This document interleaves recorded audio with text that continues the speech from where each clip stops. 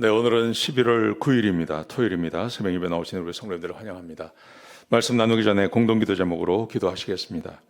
배옥준 집사의 뇌졸중을 치료해 주십시오. 언어가 회복되고 오른쪽 팔다리에 힘이 생겨나도록 해 주십시오. 권하자 집사가 다시 걷도록 해 주십시오. 이승학 성도의 뇌종양 치료가 잘 되게 해 주십시오. 권현민 형제를 치료해 주십시오. 김혜브람 형제가 신장 이식을 속히 받도록 해 주십시오. 김씨 집사가 걷도록 해 주십시오. 오스로 선교사의 건강을 회복시켜 주십시오. 예수님의 이름으로 기도합니다. 아멘. 오늘 본문의 말씀은 시편 68편 19절에서 35절까지 말씀입니다. 하나님을 찬양하라 하는 주제로 하나님 말씀 함께 나누시겠습니다. 여러분, 우리는 성경에 보시면 하나님을 찬양하라는 말이 참 많습니다. 그런데 그 하나님을 찬양하라라고 하는 그 말씀의 의미는 하나님의 보편적인 하나님의 행하심, 또 하나님께서 보편적으로 행하시는 그 하나님의 구원하심과 능력 때문에 우리가 하나님을 찬양해야 하는 것입니다. 그런데 우리가 하나님을 찬양하는 것에 있어서 우리는 굉장히 개인적인 그 감정이나 개인적인 상황에 이렇게 좌우되는 경우가 참 많습니다. 내가 하나님께 찬양해야 할 분명한 이유가 있고, 또 주께서 베풀어 주신 은혜가 있을 때는 하나님을 찬양하지만, 또 개인적으로 살다 보면 그렇지 못할 때도 있지 않습니까? 또 내가 힘들고 어려울 때도 있고, 내가 병들 때도 있고, 나에게 슬픔이 있을 때도 있고, 그러면은 우리는 하나님을 찬양하는 것을 멈춰 버립니다. 그런데 우리가 하나님을 찬양해야 할 이유는 물론 개인적인 그 상황도 굉장히 중요하지만 더 큰 것이 있는데, 하나님께서 보편적으로 내 삶 가운데 베풀어 주신 은혜를 생각하고 하나님을 찬양하라는 것입니다. 자, 오늘 본문에 보시면 이렇게 기록되어 있습니다. 하나님을 찬양해야 됩니다. 하나님을 날마다 찬양하라, 이렇게 말하죠. 19절 보시면 날마다 우리 짐을 지시는 주, 곧 우리의 구원이신 하나님을 찬송할지로다. 날마다 하나님을 찬양해야 됩니다. 왜냐하면 하나님께서 날마다 우리의 짐을 져주시기 때문에. 참 놀라운 놀라운 고백입니다. 다윗의 인생을 보시면 다윗이 굉장히 이렇게 아무런 염려 없이 살 때도 있었지만, 다윗의 인생 가운데 걱정과 염려가 굉장히 많은 때도 있었습니다. 그럼에도 불구하고 다윗이 고백하는 것이 있습니다. 하나님은 날마다 나의 짐을 져주십니다. 그래서 하나님을 찬양하십시오, 이렇게 고백을 하죠. 자, 하나님께서 어떻게 우리의 날마다의 삶을 져주실까요? 오늘 본문에 보시면 세 가지 이유를 드십니다. 첫 번째, 하나님은 우리의 구원의 하나님이 되십니다. 그래서 하나님을 찬양해야 됩니다, 이렇게 고백합니다. 20절에 보시면요, 하나님은 우리에게 구원의 하나님이시라. 사망에서 벗어남은 주 여호와로 말미암거니와. 사망에서 우리를 건져주셨으므로 하나님을 찬양하십시오, 이렇게 말합니다. 사실 죽음이라는 것은 우리 사람들이 가장 두려워하는 것이죠. 죽음은 참 무서운 것입니다. 죽음은 두려운 것입니다. 우리가 영화나 이런 걸 보면 그 나치에게 학대받는 유대인들에 대한 것을 볼 때가 있습니다. 그걸 가만히 보면 얼마나 많은 학대를 받습니까? 인간 이하의 삶을 살아갑니다. 그때 우리 안에 이런 마음이 듭니다. 저렇게 사는 것보다는 죽는 게 낫지 않나 하는데, 사람들이 그런 상황 속에서도 죽는 것을 두려워합니다. 그리고 어떻게 해서든지 살아가려고 애를 쓰는 모습을 보죠. 왜 그럴까요? 우리는 그냥 죽으면 될 것 같은데, 이런 생각이 드는데, 실제로 사람의 생명이라는 것은 그렇게 쉽게 죽음을 받아들이지 못합니다. 죽음은 두려운 것입니다. 죽음은 무서운 것입니다. 자, 그런데 그 죽음을 이겨내게 해주는 것, 그게 바로 하나님의 구원하심입니다. 하나님께서 우리를 구원하신 다음에 하나님의 백성들에게 죽음 이후의 삶을 믿어지게 하지 않습니까? 죽음이 무엇인지도 이렇게 가르쳐 주셨습니다.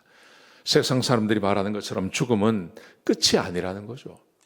죽음을 통해서 우리는 하나님의 나라에 가고, 그 하나님의 나라가 얼마나 영광스럽고 좋은 것인지를 우리는 다 알고 있습니다. 그래서 우리는 죽음을 두려워하지 않습니다.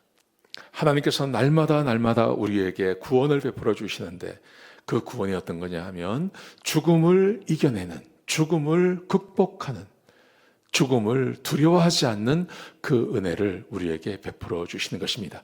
그러므로 우리는 하나님을 찬양할 수 있는 것입니다. 자, 두 번째, 하나님은 우리의 왕이 되십니다. 이렇게 말합니다. 24절 보십시오. 하나님이여 그들이 주께 행차하심을 보았으니 곧 나의 하나님, 나의 왕이 성소로 행차하시는 것이라. 하나님이 나의 왕 되십니다.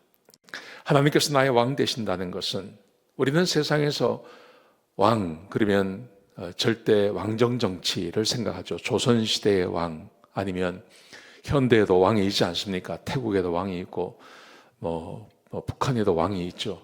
근데 그런 왕들은 대부분 자기 백성을 착취하고 학대하는 것입니다. 자기의 안위만 생각하는 것이죠. 근데 실제로 성경의 왕 대신 하나님은 절대 자기 백성을 학대하지 않습니다. 왕은 하나님께서 왕 되시고 하나님의 백성들을 하나님께서는 언제나 돌보십니다. 그리고 가장 좋은 것으로 먹이시고 입히시는 분이 우리의 왕이십니다. 하나님이 내 왕 되십니다 라는 말의 의미는 내가 하나님을 위해서 뭔가를 해드리는 게 아니라 하나님께서 나를 위해서 책임져 주시는 것을 말하는 것입니다. 하나님이 내 왕 되심으로 내가 하나님을 찬양합니다. 하나님이 내 삶을 책임져 주시니까요. 오늘 하루를 살아가면서도 우리가 평안하게 살 수 있는 것, 그것은 바로 하나님이 내 왕 되시고 하나님께서 나의 구원자가 되시기 때문에 그런 것입니다. 그러므로 우리는 하나님을 찬양할 수 있는 것입니다. 마지막 세 번째로 하나님을 찬양할 수 있는 이유, 그것은 하나님은 전능하시기 때문에 그렇습니다. 자, 33절에 보시면 이렇게 되어 있습니다. 옛적 하늘들의 하늘을 타신 자에게 찬송하라. 옛적 하늘들의 하늘을 타신 자, 이게 어떤 의미인지 잘 모를 때가 있습니다. 그런데 다른 번역을 보시면 하늘의 하늘을 타고 다니신 하나님, 공중을 지배하시는, 온 세상을 지배하시는 하나님의 전능하심을 말하고 있는 것입니다. 우리가 왜 하나님을 찬양해야 됩니까? 하나님이 전능하시기 때문에요. 우리는 지난주에 미국에서 대선이 있었죠.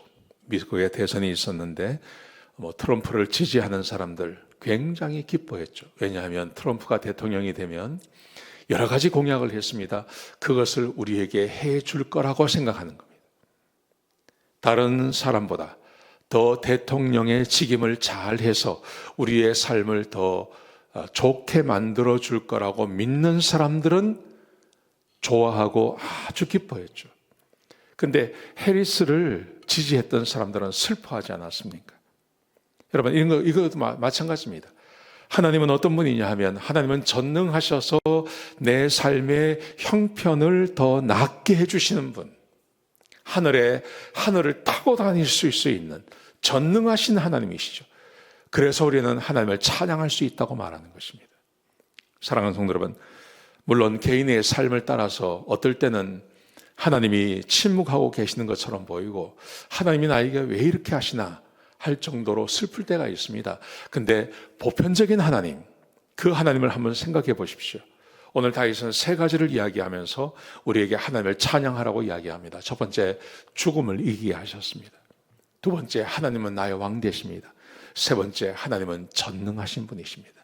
그러므로 우리는 하나님을 찬양할 수 있다고 말하는 것입니다. 오늘 하루 하나님을 찬양하시며 지내시기를 주의 이름으로 축복합니다. 기도하시겠습니다. 아버지 하나님, 전능하신 하나님을 찬양합니다. 입으로만 아니라 내 삶을 통해서 또 예배를 통해서 하나님을 찬양하기를 소원합니다. 하나님, 우리 성도님들을 축복하시고 한 사람도 어둠 가운데 있는 자가 없게 하시고 믿어지게 해주시고 하나님을 경외함으로 찬양하며 지낼 수 있는 귀한 하루가 되게 하여 주옵소서. 주님 감사합니다. 예수님의 귀하신 이름으로 간절히 기도드렸습니다. 아멘.